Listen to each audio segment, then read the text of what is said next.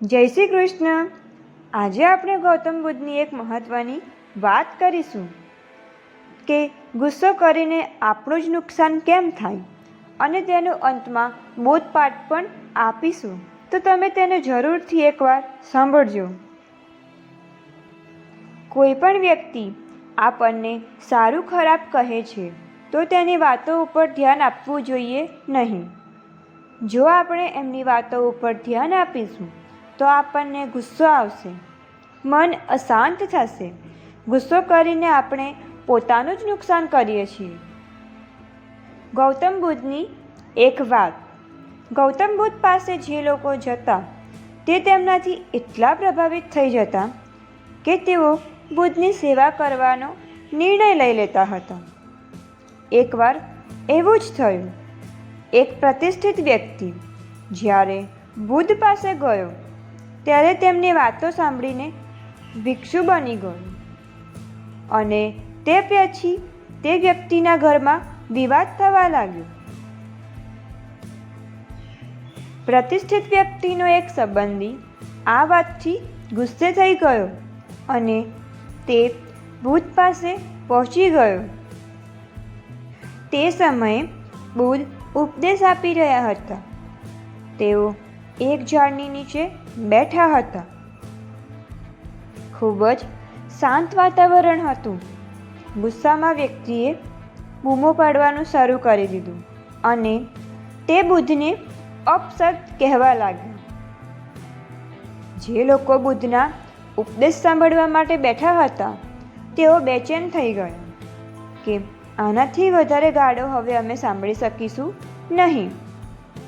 પરંતુ બુદ્ધ સાંભળી રહ્યા હતા. ગાળો આપનાર વ્યક્તિ પણ થોડીવાર પછી થાકી ગયો. બુદ્ધે તેમને પૂછ્યું, તમે જે કહેવા ઈચ્છતા હતા તે તમે કહી ચૂક્યા?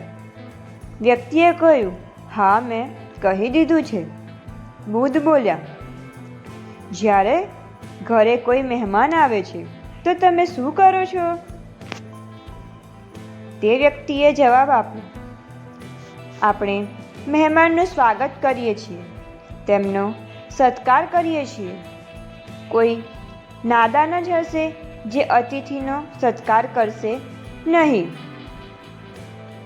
બુદ્ધે ફરીથી પૂછ્યું, તમારા ઘરે જે પણ વ્યક્તિ આવ્યો છે તમે તેમને કોઈ સેવા સોંપી અને તેમને સ્વીકાર કરી નહીં તો તે વસ્તુ ત્યાં જશે?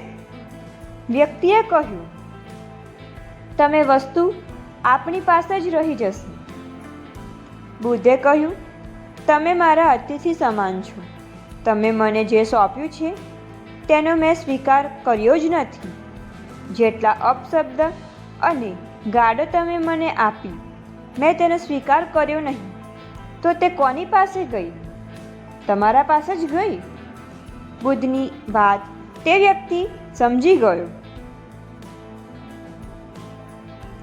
બોધપાઠ. આપણે પણ એ જ સમજવું જોઈએ કે જો કોઈ વ્યક્તિ આપણું અપમાન કરે, કોઈ અપશબ્દ કહે તો તે વાતો ઉપર ધ્યાન આપવું જોઈએ નહીં. આ વાતો સ્વીકાર જ ન કરો. કેમ કે જો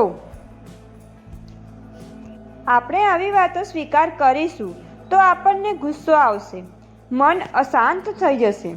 સામે રહેલ વ્યક્તિએ તો ગુસ્સો કરીને પોતાનું નુકસાન કરી લીધું છે તો આપણે પણ ગુસ્સો કરીશું તો આપણે પણ નુકસાન થઈ જશે.